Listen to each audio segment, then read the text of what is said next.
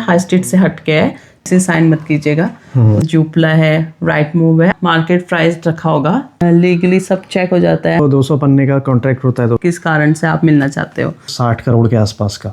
Hello दोस्तों, एक बार फिर से आपका स्वागत है मेरे यूट्यूब चैनल लाइव देश विदेश में। तो दोस्तों, अगर आप भी यूके में बिज़नेस करना चाहते हैं, छोटा कोई बिज़नेस स्टार्ट करना चाहते हैं या फिर कोई शॉप अपनी लेना चाहते हैं, तो आज का ब्लॉग आपके लिए काफ़ी इंपॉर्टेंट रहने वाला है, क्योंकि हम लोग इसमें बताएंगे कि यहाँ पे शॉप कैसे लीज़ पे मिलती है। तो जैसा कि हम लोगों ने अभी एक व्लॉग बनाया था ममता की शॉप से, जिसमें हमने ये बताया था कि ममता ने ये अपना गिफ्ट शॉप का बिज़नेस कैसे स्टार्ट किया। तो हमें उस पर कमेंट्स आए थे कि आप दूसरा भी कोई व्लॉग बनाइए इसी को लेके।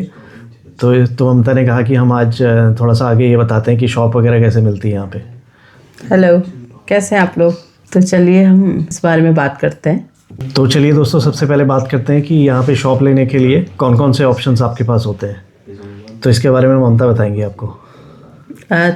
तो यहाँ पर जैसे आप शॉप लेते हैं तो वो दो तरीके से उसे देखते हैं। एक तो हाई स्ट्रीट होता है जहाँ पे फुटफॉल ज़्यादा होती है, इसका मतलब वहाँ पे रश ज़्यादा होगा, लेकिन उसका जो रेंट है वो थोड़ा सा हाई होगा।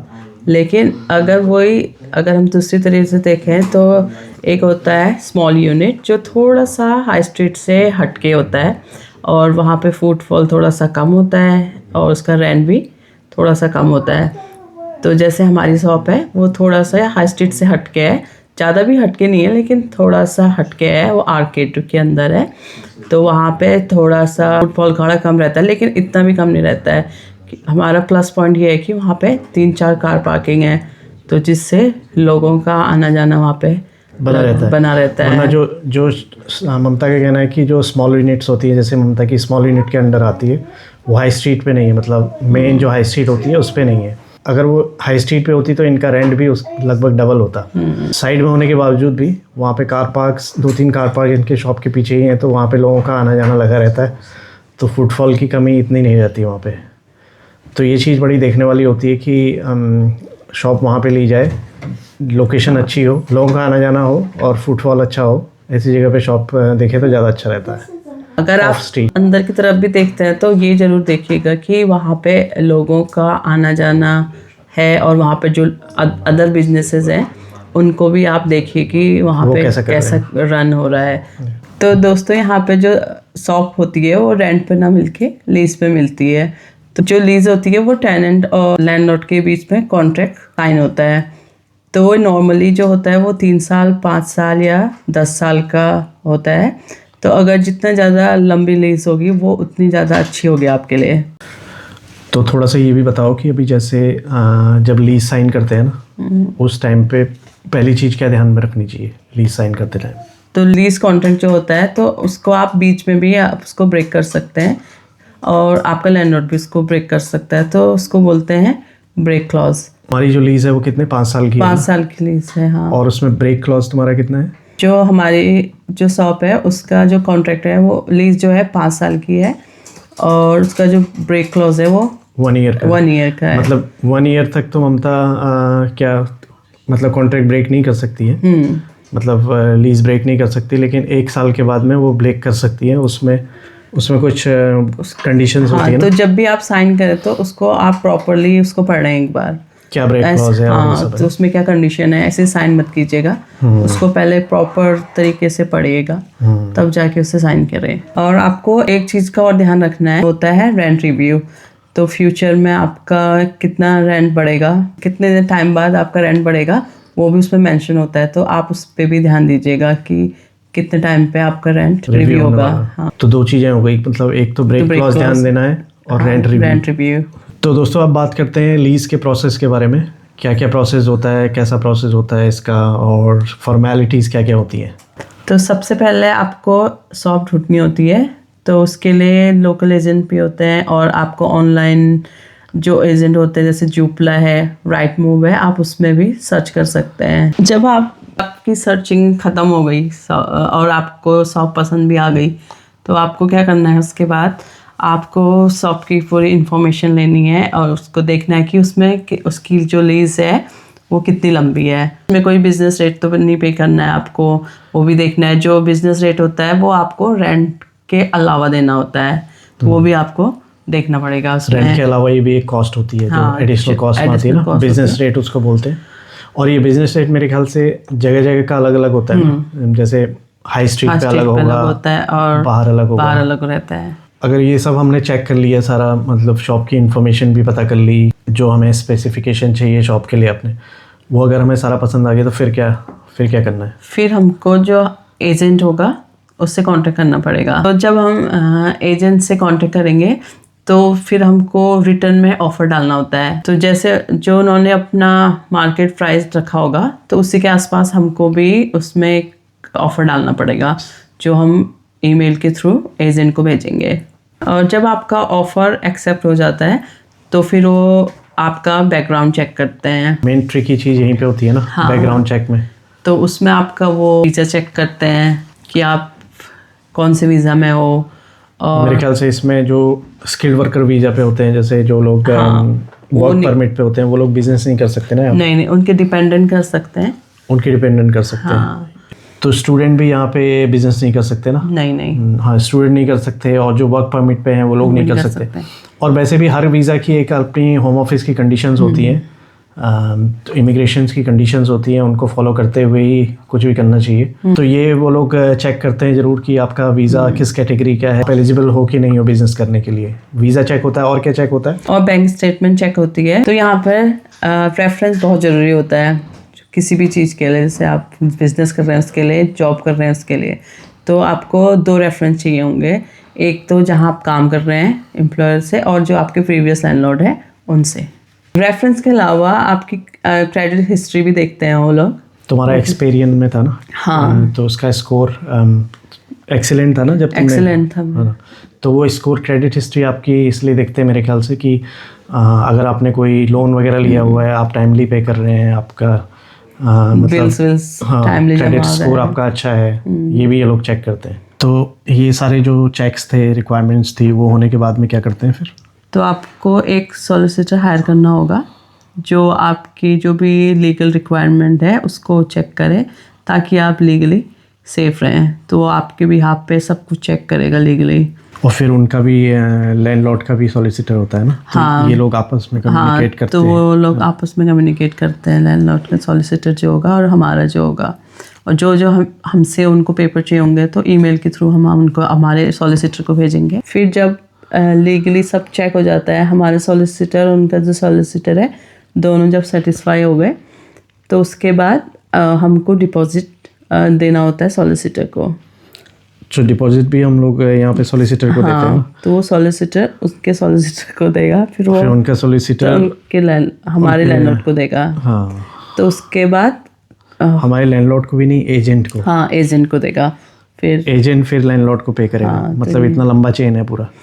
जब हमने डिपॉजिट जमा कर दिया होता है तो उसके बाद कॉन्ट्रैक्ट साइन होता है। तो कॉन्ट्रैक्ट साइन हम वहाँ पे जाके फेस टू फेस भी कर सकते हैं और बाय पोस्ट भी होता है। तो जैसे वो बाय पोस्ट भेजेंगे तो हम उसके बाद साइन कर लेंगे उसको। तो हम आपको दिखाते हैं, ऐसे पूरा तो नहीं दिखा सकते हैं, लेकिन उसमें क्योंकि उनके भी नाम है ना, तो इसमें लगभग 100, 150, 200 पन्ने का कॉन्ट्रैक्ट होता है दोस्तों। ये पूरा काफ़ी इसको गौर से पढ़ना होता है, ध्यान से पढ़ना होता है, तभी साइन करना होता है। तो इस बात का पूरा ध्यान रखिए आप लोग। और जब आपका कॉन्ट्रैक्ट साइन हो जाता है आपकी तरफ से और लैंडलॉर्ड की तरफ से, तो उसके बाद आपको की मिल जाती है। तो उसके बाद आप अपना शॉप में जो भी काम करना है वो काम करना स्टार्ट कर सकते हैं। दोस्तों यहाँ पे हम लोगों ने एक बड़ी इंटरेस्टिंग चीज़ देखी कि हम लोग को ये लगता था ना कि जो रेंट है वो लगता था कि लैंडलॉर्ड के अकाउंट में हमें पे करना होगा मंथली। तो लेकिन यहाँ पे ममता जो है हर महीने एजेंट के अकाउंट में पे करती है। हाँ। तो मैं यहाँ पे होता क्या है ना, जो प्रॉपर्टीज़ होती हैं उनको मैनेज, भले ही वो रेंटल प्रॉपर्टी है घर की या फिर दुकान है, शॉप्स हैं या कुछ भी है, तो उनके मैनेजर्स होते हैं। मतलब जो लोग लैंडलॉर्ड्स हैं वो उन प्रॉपर्टीज़ को प्रॉपर्टी मैनेजमेंट कंपनीज़ को दे देते हैं। तो जो सारा उसका रख रखाव, उसकी टेनेंसी, उससे किराया वसूलना, जो भी है, मतलब वो सारा काम एजेंट ही देखते हैं। तो यहाँ ममता भी जो है अपनी शॉप का जो रेंट है वो एजेंट को पे करती है मंथली, और तो एजेंट फिर लैंडलॉर्ड को पे करते हैं। तो यहाँ पे एक बड़ी इंटरेस्टिंग बात ये थी कि मतलब लैंडलॉर्ड को मोस्टली ज़्यादातर केसेस में लैंडलॉर्ड कौन है ये पता ही नहीं होता है। हाँ। मतलब सिर्फ कॉन्ट्रैक्ट में नाम जो होता है वो पढ़ के पता चलता है कि इस नाम का लैंडलॉर्ड है, लेकिन बाय फेस उसको कोई जानता नहीं है। अगर लेकिन आप उनसे मिलना चाहते हैं तो आप एजेंट से रिक्वेस्ट कर सकते हैं, अच्छा, तो आप मिल सकते हैं। वो भी अगर लैंडलॉर्ड चाहे तो। हाँ अगर उसमें भी उसको बताना लगे, पड़ेगा ना कि क्यों मिलना कॉस्ट चाहते देना हैं। पड़ेगा कि किस कारण से आप मिलना चाहते हो, ऐसे नहीं मिलेंगे। यस, वरना इंडिया में तो क्या होता है ना कि जैसे आपने अगर शॉप खोली किसी लैंडलॉर्ड की शॉप पे, तो वो सबसे पहले आएगा मिलने के लिए। बधाई देने के लिए, मिठाई कहाँ है लाओ, और ये सब चीज़ें ना। हाँ। और अगर किराया कभी लेने में देर हो गई तो कुछ भी, वैसे भी मंथली किराया लेने भी आ जाते हैं कई बार लैंडलॉर्ड्स, है ना। तो यहाँ पे ये चीज़ थोड़ी सी काफ़ी ऑड थी कि मतलब लैंडलॉर्ड को पता ही नहीं होता है कि कौन किराएदार है, और किराएदार को ये पता नहीं होता है कि कौन मकान मालिक है या दुकान मालिक है।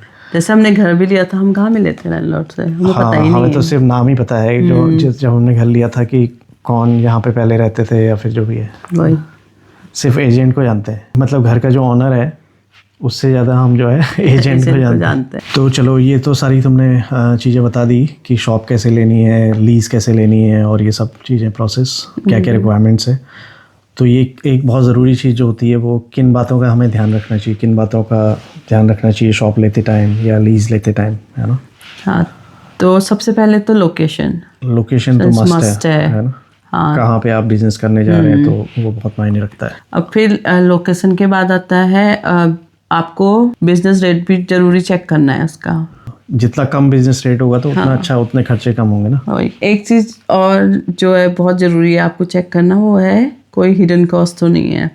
जैसे उसका कोई मेंटेनेंस और सर्विस चार्ज तो नहीं पे करना है, वो भी आपको जरूरी से चेक करना है। क्योंकि कई बार मेरे ख्याल से कोई शॉप ऐसी होती है ना, अगर वो वेल मेंटेन नहीं है तो उसमें पता चले आपके खर्चे इतने हो रहे हैं, और वो आपके अगर उसमें जो आपका कॉन्ट्रैक्ट है उसमें मेंशन ये है कि जो टेनेंट है उसी को मेंटेनेंस भी देखना है, तो वो भी कॉस्ट आपकी बढ़ सकती है ना। तो इसलिए पहले उसको देखना बहुत ज़रूरी है। और फाइनली आप जब भी कॉन्ट्रैक्ट साइन करें तो उसको अच्छी तरीके से पढ़िए, और अगर आपको कोई चीज़ समझ में नहीं आ रही है तो अपने सॉलिसिटर से पूछिए, और बिना कोई चीज़ सोचे समझे साइन मत कीजिएगा, वो बहुत ज़रूरी है। तो ये सब चीज़ें जब हो जाती हैं, आपको कीज़ भी मिल जाती हैं, तो फिर उसके बाद में सारे मेन टास्क फिर शुरू होते हैं ना शॉप बनाने के। जैसे तुम्हें तो पूरा कितना 2-3 महीना फिर लगा था ना उसके बाद सारी चीज़ें करने में। हाँ, तो क्या क्या चीज़ों का ध्यान, मतलब क्या क्या चीज़ें करनी होती हैं उसके बाद जो बहुत ज़रूरी होती हैं शॉप मिलने के बाद में। तो पहले तो होता है पब्लिक लायबिलिटी इंश्योरेंस, वो बहुत ज़रूरी होता है लेना। हाँ, यहाँ पे दोस्तों एक चीज़ है, पब्लिक लायबिलिटी इंश्योरेंस जो है वो मस्ट होता है, सारे बिजनेसेस को लेना ही लेना होता है, वो हर जगह लेना होता है। तो इनकी शॉप का जो पब्लिक लायबिलिटी इंश्योरेंस है वो लगभग इंडियन करेंसी में अगर हम बताएं तो उसको 60 करोड़ के आसपास का। तो मतलब अगर देखिए, पब्लिक की हेल्थ एंड सेफ्टी का इतना ध्यान रखती है यहाँ की गवर्नमेंट, तो वो बिजनेसेस के लिए मैंडेटरी किया हुआ है कि पब्लिक लायबिलिटी इंश्योरेंस लेना है। अगर कोई घटना हो जाती है शॉप के अंदर किसी के साथ में, कोई कस्टमर के साथ में या जनरल पब्लिक के साथ में, then you as a business, आप एज ए बिज़नेस उसके लिए लायबल हो। तो उसके लिए इनको इंश्योरेंस लेना होता है। तो उसकी जो एक एनुअल किस्त जाती है साल भर की, वो इनको पे करनी होती है, और वो मस्ट होता है। पब्लिक लायबिलिटी के अलावा शॉप इंश्योरेंस भी लेना होता है। शॉप इंश्योरेंस में आपका सारा जो भी है, फायर है, थेफ्ट है, किसी भी तरह की कोई भी ऐसी घटना हो जाती है तो उसमें आपकी शॉप पूरी कवर रहती है। और म्यूजिक लाइसेंस भी लेना ज़रूरी है। म्यूजिक तो बजता ही है गिफ्ट शॉप में, तो हाँ, है ना, कोई भी शॉप में। और वैसे भी और शॉप्स भी अगर आप ले रहे हैं तो म्यूजिक तो ज़्यादातर बजाएंगे ही आप, उसके लिए भी लाइसेंस लेना होगा। अगर आप टीवी चला रहे होंगे, टीवी का लाइसेंस लेना होगा। म्यूजिक ले रहे हैं तो म्यूजिक लाइसेंस लेना ज़रूरी है। फिर इलेक्ट्रिसिटी का भी आपको कनेक्शन आपके नाम से करना होगा। और क्या होता है इलेक्ट्रिसिटी, गैस अगर आप इस्तेमाल करते हैं तो, वरना वाटर, है ना, वाटर का होता है, और काउंसिल का भी होता है। काउंसिल टैक्स भी आपको पे करना होता है। शॉप में काउंसिल टैक्स पे करते हो? हाँ, अभी आया तो है। अच्छा, काउंसिल टैक्स भी पे करना होता है, और कई तरह के सर्विस चार्जेस हैं, बहुत सारे सर्विस चार्जेस होते हैं, वो पे करने होते हैं। तो वो आप पहले ही देख लीजिए कितना कितना पे करना है। तो कुल मिला के बहुत सारी पेपर फॉर्मेलिटीज़ हैं, कागजी कार्रवाई बहुत सारी है, और फिर आपको अकाउंटेंट भी हायर करना होता है। लेकिन जितनी भी पेपर फॉर्मेलिटीज़ और ये सब हैं, कंप्लाइंसेस हैं, वो फ़ायदेमंद भी है, मतलब सारा काम एकदम ट्रैक पे रहता है, तो आप लोगों को दिक्कत नहीं आती है बिज़नेस करने में, हैसल फ्री रहता है सब कुछ। हाँ ये तो है। तो दोस्तों आज के ब्लॉग में बस इतना ही। आई होप आप लोगों को आज का ब्लॉग अच्छा लगा होगा। अगर अच्छा लगा तो लाइक करिए, कमेंट्स करिए, और सब्सक्राइब अगर नहीं किया हुआ है चैनल को तो प्लीज़ सब्सक्राइब भी कर लीजिए। अगर आपके फिर भी कोई डाउट और क्वेश्चन है तो कमेंट में ज़रूर पूछिएगा, तो हम उसका आंसर देंगे। मिलते हैं कल फिर एक नए ब्लॉग में, तब तक के लिए अपना ख्याल रखें। Take care, bye bye bye. Bye.